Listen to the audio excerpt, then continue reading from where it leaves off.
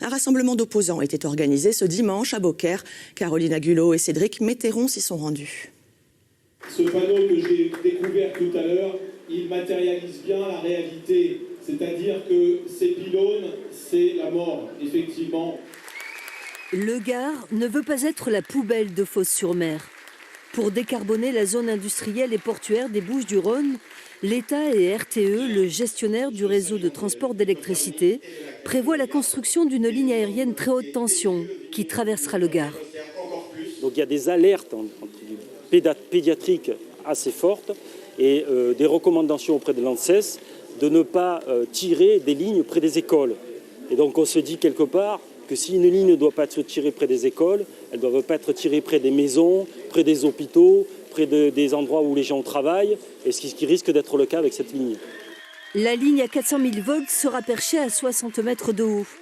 Il y a plusieurs pistes de tracé, mais il pourrait évoluer sur 65 km en lisière de réserves naturelles, de communes, et traverser aussi de vastes exploitations agricoles. Les gens aujourd'hui, ils veulent acheter des fruits de qualité, du vin de qualité, mais qui ont une singularité, une histoire. Aujourd'hui, c'est ce qu'on vend. Si aujourd'hui il y a une ligne électrique, les gens viennent ici, les gens ne viendront plus demain. Donc aujourd'hui, ce qu'on défend, c'est notre économie locale.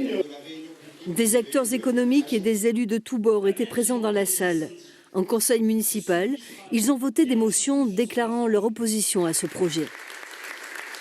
Il n'y a pas de solution alternative, les études sont malhonnêtes, il n'y a pas d'études d'impact sur la santé, sur l'environnement, sur la faune, les impacts économiques. Voilà, on nous explique qu'il faut décarboner. On est pour la décarbonation, mais pas de manière arbitraire. Moi-même, en tant qu'élu, nous n'avons reçu aucune sollicitation pour qu'au préalable, on vienne réellement nous exposer ce projet. On a l'impression d'être trompé, trahi, pris par surprise. Associations, élus, collectifs de citoyens demandent au préfet d'ouvrir une concertation en vue de réviser ce projet.